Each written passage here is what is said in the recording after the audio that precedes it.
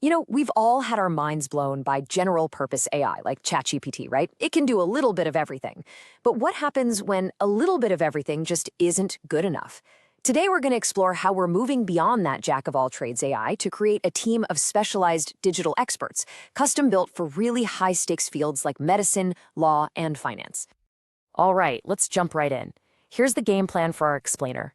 We'll kick things off with why we even need specialist AIs. Then we'll define what fine-tuning actually is.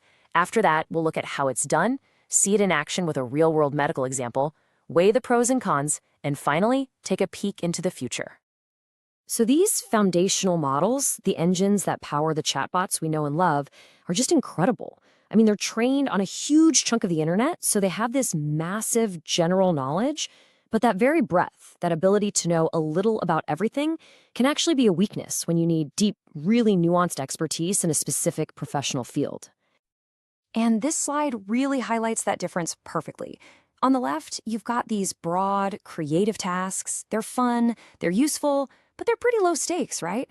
But on the right, well, these tasks are super specific, they're highly technical, and they carry a ton of responsibility. This is where precision and deep expertise aren't just nice to have, they are absolutely critical. It sounds like a silly question, but honestly, it's the perfect analogy. When the stakes are high, you don't want a generalist, you need a specialist. And that brings us to the big question, how do we give an AI that kind of specialized training? Well, the answer is a process called fine-tuning. So let's get into the nitty-gritty. What is fine-tuning? It's not about building an AI from scratch, nope. It's about taking an already brilliant generalist model and putting it through a specialized, intense training program to turn it into a world-class expert. Okay, so here's the textbook definition, but let's make it real. Think of a big general LLM as someone who just graduated at the top of their class from medical school. They're brilliant, they know all the general stuff. Fine-tuning is like sending that brilliant new doctor to a grueling residency and then a fellowship to become, say, a top cardiologist. You're not reteaching them basic biology. You're laser-focusing their training on a very specific, high-level data set of cardiac cases until they become an expert in that one thing. So what does this residency program for an AI actually look like? Let's walk through the basic playbook and talk about some of the clever techniques that make this whole thing possible. The whole process really boils down to 4 key steps. First, you've got to prepare your data. This means gathering and cleaning up all your specialized information, like thousands of legal documents or anonymized patient records. Next, you select your model. You pick your med school grad. Then comes the actual fine-tuning, where the model adjusts itself to learn from all that new specialized data. And finally, and this is probably the most important step, you have to do rigorous validation to make sure the new model is accurate, reliable, and most of all, safe to use. Now, this all sounds great, but there has always been a huge catch, a really big one. Traditionally, tweaking all the billions of parameters in a massive model requires an absolutely astronomical amount of computing power, specifically GPU memory. For a long time, this was a major barrier that put this tech out of reach for almost everyone. And to put a number on it, doing a full fine-tuning of a large model like Meta's Llama 65B requires over 780 gigabytes of GPU memory. I mean, that is a truly enormous and incredibly expensive amount of hardware. But this is where some really brilliant innovation comes into play. Instead of trying to retrain every single parameter in the model, developers came up with a set of techniques called parameter-efficient fine-tuning, or PEEFT for short. One of the most popular is called QLoRa, and it does something really clever. It freezes most of the original model and only trains a small, totally manageable number of new parameters. And the result of this technique is, well, it's just staggering. Using QLoRa on that exact same Llama model, the memory you need plummets from 780 gigabytes all the way down to just 48. This is a total game changer. It makes the process so much more accessible and affordable, basically democratizing the ability to create these expert AI models. Okay, so we've covered the how, but let's get to the really exciting part, the why. What does this actually look like in the real world? We're going to zoom in on one of the most promising and, frankly, high-stakes fields for this tech, medicine. Specialized LLMs are already starting to tackle some of the biggest challenges in healthcare.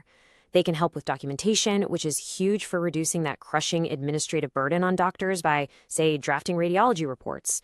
They can provide clinical decision support, helping to suggest potential diagnoses for really complex cases, and they can even handle routine patient interactions, which frees up a clinician's time for more critical work. A fantastic real-world example of this is a model called EchoGPT. It was fine-tuned on nearly 100,000 echocardiography reports. So now it can generate a draft summary of a complex heart scan that a cardiologist can then just review, edit, and approve. That dramatically streamlines their workflow. This slide right here says it all. Ask a search engine about a specific drug interaction, and what do you get? A list of links you have to dig through yourself.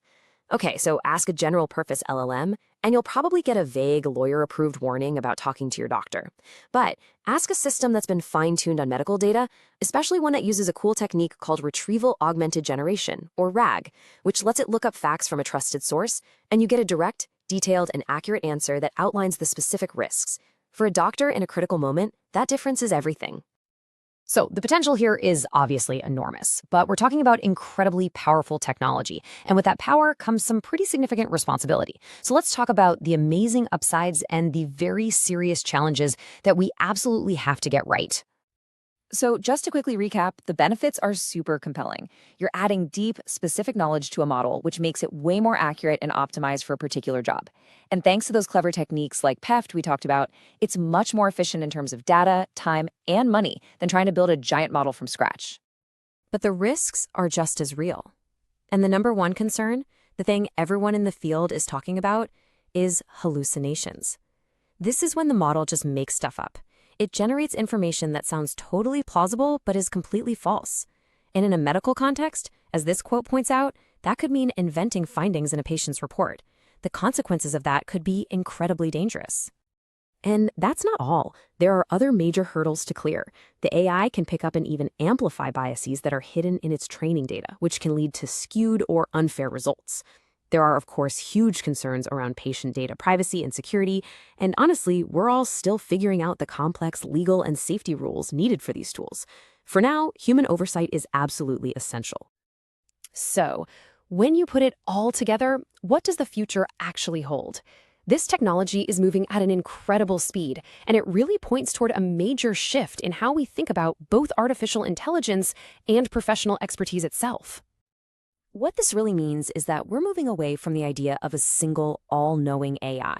Instead, we're heading toward a future where we might have a whole team of AI specialists, a legal AI, a financial AI, a cardiology AI, all working right alongside human experts. And that leaves us with a really fascinating question to think about.